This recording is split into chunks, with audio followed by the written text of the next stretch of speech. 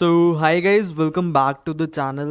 Let's start with a new chapter of your class 12th IT, Unit 4, that is Work Integrated Learning IT, Database Management Applications. तो यार description में तुम्हें हमारी website की link मिल जाएगी। जैसे इधर तुम सिलेबस पर क्लिक करोगे तुम्हारा ऑफिशियल सिलेबस खुल जाएगा फॉर योर सेशन 2025-26। नीचे स्क्रॉल करना। आज की वीडियो में हम पार्ट बी का यूनिट 4 कवर कर रहे होंगे, that is work integrated learning IT database management applications. So let's start with our introduction. तो यार हमने पहले चैप्टर्स में डीबीएमएस काफ़ी डिटेल में पढ़ा था कि डीबीएमएस का मेन काम क्या होता है और वो कैसे लार्ज अमाउंट ऑफ डेटा को एकदम ऑर्गेनाइज और एफिशिएंटली बनाता है। डेटाबेस का मेन क्या क्या काम था? Storing large volumes of data, बहुत ह्यूज क्वांटिटी में डेटा को स्टोर करता था। मैनेजिंग एंड ऑर्गेनाइजिंग डेटा, जो भी तुमने डेटा स्टोर कराया है उसे मैनेज करता है और प्रॉपरली ऑर्गेनाइज कर कर भी रखता है। रिट्रीविंग इंफॉर्मेशन क्विकली, जितनी मैक्सिमम स्पीड पॉसिबल है उस स्पीड से डेटा तुम्हें फेच कर कर देता है। अब मान लो जैसे एक स्कूल का डेटाबेस है, तुम्हारे स्कूल में कितने सारे स्टूडेंट्स होंगे, बट अगर तुम डीबीएमएस की हेल्प से हर एक स्टूडेंट का डेटा तुम स्टोर कर कर भी रखोगे ना, तो विद इन सेकेंड्स में हर एक चीज की इंफॉर्मेशन आ जाएगी तुम्हारे पास। सेम विद बैंकिंग, एक बैंक कितने सारे कस्टमर का डेटा संभाल के रखता है, हर एक ट्रांजैक्शन का डेटा उसके पास रहता है। तो ये सारे ट्रांजैक्शंस कहाँ पर स्टोर होते हैं और कैसे मैनेज होते हैं, ये सब हेल्प होता है विद द डीबीएमएस। तो जहां पर भी डेटा है वहां पर तुम्हारा डीबीएमएस भी प्रेजेंट होगा। तो इस चैप्टर में हम यही सब देखने वाले हैं। Different work areas where DBMS is used, कहाँ कहाँ पर डीबीएमएस तुम्हारा यूज होता है, रियल वर्ल्ड में क्या क्या एप्लीकेशन है। अगर एक हम शॉपिंग वेबसाइट बना रहे हैं तो उसका प्रॉपर स्ट्रक्चर कैसे स्टार्ट से कैसे एंड होता है, पूरी की पूरी केस स्टडी पढ़ने वाले हैं। एंटिटीज क्या होता है, रिलेशनशिप क्या होता है डेटाबेस के अंदर, ये मैंने डीबीएमएस चैप्टर में काफ़ी डिटेल में पढ़ाया था, बट इधर भी एक क्विक ओवरव्यू लेंगे। बहुत सारी टेबल्स तुमने बनाई जैसे टीचर्स की, स्टूडेंट्स की, उनको आपस में हम रिलेट कैसे करते हैं वो भी हम इस चैप्टर में सीख रहे होंगे। तो आओ स्टार्ट करते हैं। Potential work areas. DBMS is widely used in many real-world domains because it allows efficient storage and fast retrieval of data. तो बहुत सारे रियल वर्ल्ड डोमेन में तुम्हारा DBMS यूज होता है। क्यों यूज होता है? क्योंकि इससे हम एफिशिएंटली बहुत सारा डेटा स्टोर भी कर सकते हैं और विद इन क्विक सेकेंड्स में वो डेटा को फर्दर रिट्रीव भी कर सकते हैं। कहाँ कहाँ पर हमारा DBMS यूज होता है? तो सबसे पहले तुम्हारा एजुकेशन सेक्टर। तुम्हें स्टूडेंट्स के रिकॉर्ड सेव करने हैं कि तुम्हारा दोस्त कहाँ पैदा हुआ है, उसका बाप कौन है, कौन से एग्जाम में वो फेल हो गया था, हर एक चीज़ की इन्फॉर्मेशन तुम स्टोर करते हो। फिर फैकल्टी की इन्फॉर्मेशन, तुम्हारे स्कूल के अंदर कितने टीचर्स प्रेजेंट है, उनकी सैलरी कितनी होगी, वो कौन सा सब्जेक्ट पढ़ाते हैं, तुम्हारे इंस्टीट्यूशन का डिटेल। मान लो तुम्हारे स्कूल कौन कौन से सब्जेक्ट ऑफर करता है, कौन कौन से लैब्स प्रेजेंट है, कितनी लाइब्रेरीज है, कितने ग्राउंड्स हैं, हर एक चीज़ प्रॉपर स्ट्रक्चर्ड फॉर्मेट में पड़ा होता है। सेकंड हो गया बैंकिंग सेक्टर। बैंकिंग में कहाँ कहाँ काम आता है? तुम्हारे कस्टमर जितने भी होते हैं उनकी डिटेल सेव करने के लिए। अकाउंट्स तुम्हें ओपन कराना है, क्लोज करवाना है, हर एक चीज़ की इंफॉर्मेशन रहती है। ट्रांजैक्शन डिटेल, तुमने कैसे कितने पैसे उड़ाए, कितने पैसे कमाए, तुम अभी क्या ही पैसे कमाओगे गरीब सालो, तुमने कितने बाप के पैसे उड़ाए, उन हर एक चीज़ की डिटेल रहती है डीबीएमएस के अंदर। Next we have is hospitals. Hospitals के अंदर पेशेंट की इंफॉर्मेशन हम स्टोर कर कर रखते हैं। तुम्हारे मेडिकल रिकॉर्ड्स, किस पेशेंट ने क्या क्या स्कैन करवाया, कितनी बार करवाया, हर एक चीज़ का रिकॉर्ड रहता है। तुम्हारे स्टाफ की इंफॉर्मेशन, कितने डॉक्टर्स अवेलेबल हैं एक पर्टिकुलर हॉस्पिटल में, क्या क्या उनकी स्पेशलिटी है, उनका टाइम मैनेजमेंट, किस टाइम वो क्या काम कर रहे होंगे, हर एक चीज़ प्रॉपरली स्ट्रक्चर्ड होता है।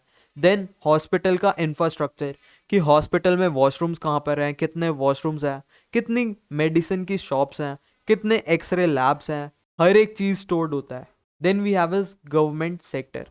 तुम्हारे electoral data, elections related data, किस पार्टी को कितने वोट गए हैं, कि वोटिंग की स्कैम तो नहीं हो रही, वोटिंग की चोरी तो नहीं हो रही। फिर तुम्हारे टैक्स के रिकॉर्ड, तुम कितना टैक्स कर कर यहाँ पर रो रहे हो कि रोड नहीं बनी, टैक्स पे करोगे फिर भी रोड नहीं बनेगी।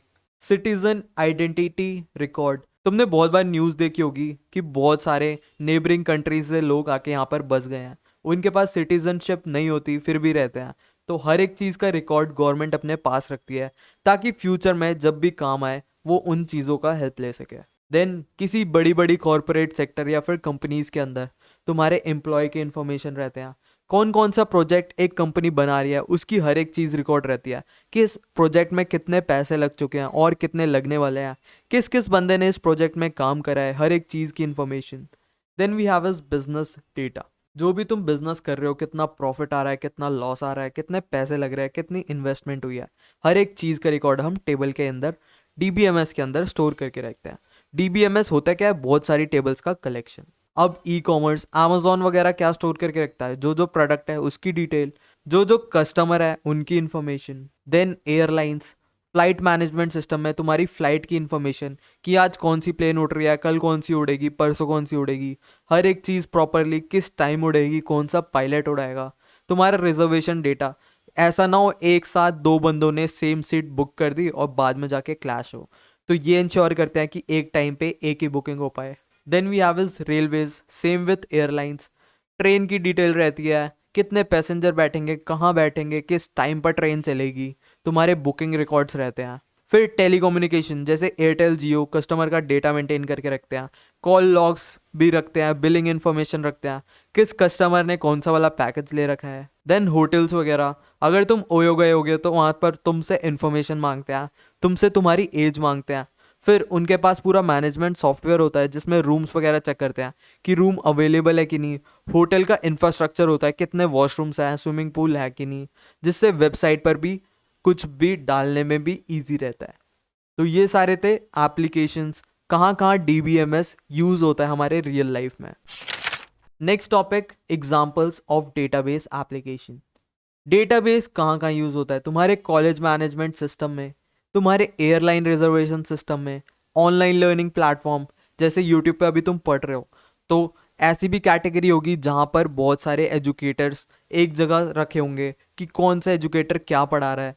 या फिर तुम हमारी वेबसाइट पे देख लो youthaf.com, वहाँ पर इतना स्ट्रक्चर्ड हर एक चीज़ फॉर्मेट है, क्लास वाइज, सब्जेक्ट वाइज, तुम कौन सी क्लास के हो, कौन सा सब्जेक्ट तुम्हें पढ़ना है, तुम्हें सिलेबस देखना है, नोट्स देखने हैं, ये पीवाईक्यूज देखने हैं, हर एक चीज़ हमने प्रॉपरली स्ट्रक्चर्ड कर कर डीबीएमएस में एंटिटीज़ बना रखी हैं। Then we have is hospital management system, हमने अभी काफ़ी डिटेल में कवर करा। फिर कंपनी मैनेजमेंट सिस्टम, बड़ी बड़ी एमएनसीज या फिर कॉरपोरेट सेक्टर्स कैसे हर एक चीज़ मेंटेन करते हैं। Then we have is bank management system, कैसे हर एक कस्टमर की डिटेल, ट्रांजैक्शन और रिकॉर्ड्स वगैरह स्टोर होती हैं। So this was your applications of database. Next हम एक शॉपिंग वेबसाइट की पूरी कुंडली देखेंगे कि कैसे स्क्रैच से बनती है, क्या क्या सोचना पड़ता है पहले, और कैसे कैसे टेबल्स क्रिएट होते हैं जिससे हर एक डेटा हम स्टोर कर पाएँ। तो यार तुम मंगाते ये हो, आज ये जाता है, बहुत बार होता होगा तुम्हारे साथ भी। अब डेटाबेस एप्लीकेशन समझने के लिए हम मान लो एक शॉपिंग वेबसाइट के बारे में पढ़ेंगे जिसका नाम है XYZ। किसी पर्टिकुलर कंपनी का हम नहीं पढ़ सकते, बहुत कॉम्प्लिकेशंस होती हैं। तो मेन फीचर्स क्या क्या होते हैं किसी शॉपिंग वेबसाइट के? सबसे पहला तो users can browse product categories, जो भी प्रोडक्ट की कैटेगरी है यूज़र वो देख सकता है। जो भी शॉपिंग कार्ट्स होते हैं उसमें यूज़र आइटम्स ऐड कर सकता है। यूज़र्स प्रोडक्ट को भी कंपेयर कर सकता है कि फ्लिपकार्ट पे कितने का मिल रहा है, अमेजोन पे कितने का मिल रहा है, मीशो पे कितने का मिल रहा है, तो जहाँ सबसे ज़्यादा सस्ता वहाँ मंगा लो। यूजुअली वेबसाइट कैसी दिखती है? एक शॉपिंग वेबसाइट तुम्हारे पास कुछ ऐसी दिखती है। तुम्हारे पास ऑप्शन होता है लॉग इन साइन अप करने का, जो भी तुमने ऑर्डर करा है उसे ट्रैक करो। इधर ऑफर्स वाला सेक्शन हो जाएगा, इधर नाम होता है, इधर प्रोडक्ट्स वगैरह होते हैं। लेफ्ट साइड में कैटेगरीज बनी है जैसे books, clothes, stationery, jewellery, kitchen, electronic and toys. तो ये था एक बेसिक स्ट्रक्चर किसी भी ई कॉमर्स वेबसाइट का। अब डिज़ाइनर्स अपने डिज़ाइन के अकॉर्डिंग, ये इधर अपने अकॉर्डिंग जैसा भी अच्छा लगे कस्टमर को, तो उनकी नीड्स फुलफिल करने के लिए वो डिज़ाइन बनाते हैं। तो वेबसाइट के अंदर टोटल 3 मेन सेक्शंस होते हैं, एक लेफ्ट पैनल, एक सेंटर पैनल और एक राइट पैनल। अब देखते हैं एंटिटीज क्या होती है। अब ध्यान से सुनना, मैं जो भी बताते जा रहा हूँ। To build a shopping application we identify entities. अब कुछ भी हमें बनाना है, शॉपिंग एप्लीकेशन नहीं, तुम्हें मान लो हॉस्पिटल मैनेजमेंट सिस्टम बनाना है, कॉलेज मैनेजमेंट सिस्टम बनाना है, स्कूल मैनेजमेंट सिस्टम बनाना है, तुम्हें कुछ भी बनाना हो तो तुम्हें चाहिए होते हैं एंटिटीज। एंटिटीज क्या होते हैं?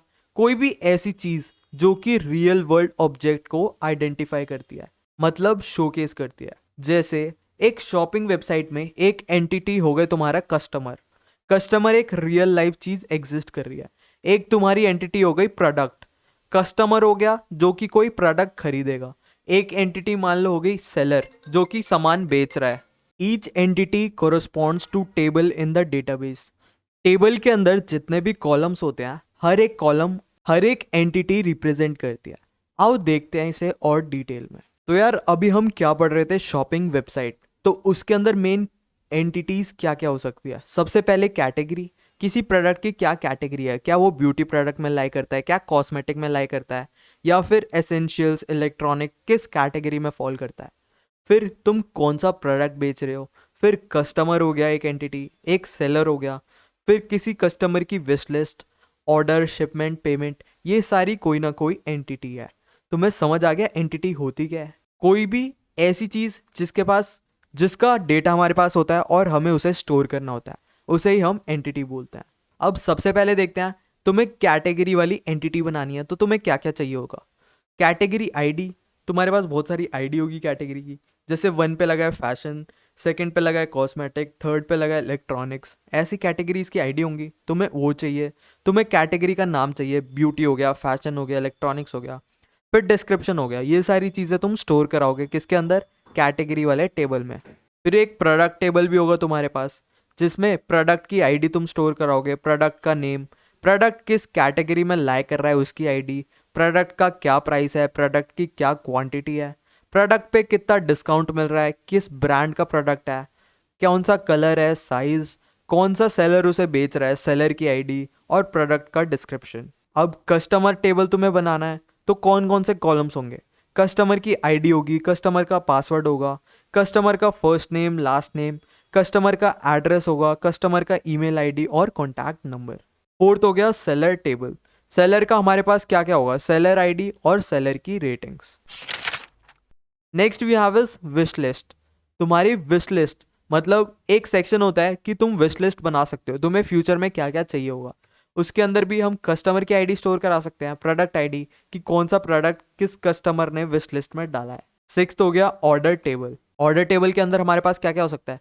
ऑर्डर की आईडी, किस बंदे ने क्या ऑर्डर करा है, कस्टमर की आईडी, क्या प्रोडक्ट किस कस्टमर ने ऑर्डर करा है, फिर प्रोडक्ट की आईडी हो गई तुम्हारी, शिपमेंट आईडी हो गई, ऑर्डर की डेट हो गई, करंट स्टेटस क्या है कि अभी शिप हो चुका है, आउट फॉर डिलीवरी है या फिर डिलीवर्ड हो चुका है।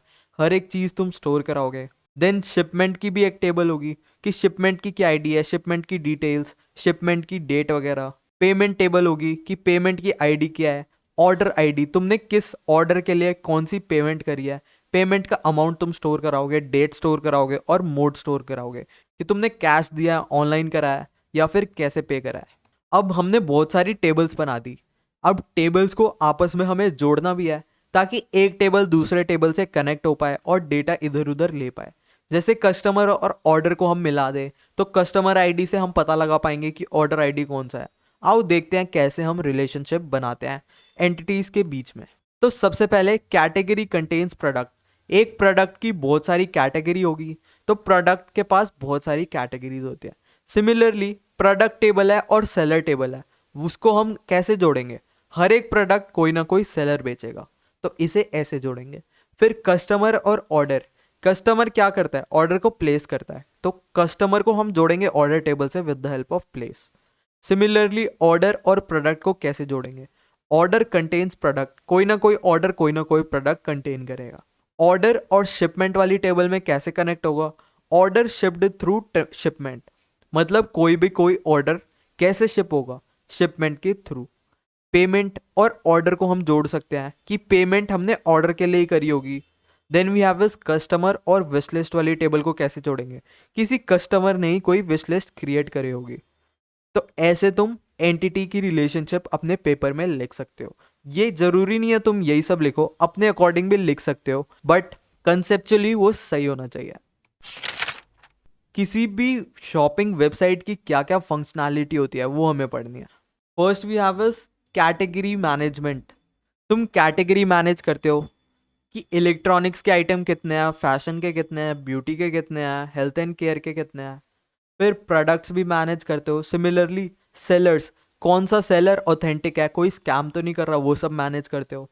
कस्टमर कैसे रजिस्टर करवाते हैं, विश लिस्ट हम कैसे मैनेज करते हैं, पेमेंट की प्रोसेसिंग, पेमेंट कैसे होती है, पेमेंट होने के बाद कस्टमर के पास क्या क्या चीज़ें जाएंगी। देन ऑर्डर मैनेजमेंट, तुमने कुछ ऑर्डर करा तो उसको फर्दर मैनेज कैसे करेंगे। फिर शिपमेंट मैनेजमेंट, जो भी ऑर्डर शिप हुआ है उसे फर्दर कैसे हम देखेंगे। तो तुम्हारे एग्जाम में शॉपिंग वेबसाइट की जगह अगर हॉस्पिटल आ जाए तो तुम ऐसे खुद ही बनाकर लिख सकते हो कि management of doctors, management of staff, फिर जितने भी कस्टमर, क्लाइंट या फिर पेशेंट होते हैं उनकी मैनेजमेंट, हर एक चीज़ की टेबल बनाकर तुम आपस में दिखा सकते हो। जैसे patient is treated by doctor, तो पेशेंट वाली टेबल किससे कनेक्ट होगी, डॉक्टर वाली टेबल से। और कनेक्ट कैसे करोगे तुम, इज ट्रीटेड बाय वाली रिलेशनशिप से। तो यार आज हमने क्या क्या देखा, डीबीएमएस रियल वर्ल्ड में कहाँ यूज होता है, कैसे यूज होता है, एक शॉपिंग वेबसाइट का ओवरऑल स्ट्रक्चर देखा, एंटिटीज के बारे में देखा और रिलेशनशिप के बारे में देखा। So this was your complete unit. Thank you guys for watching, see you in the upcoming lectures.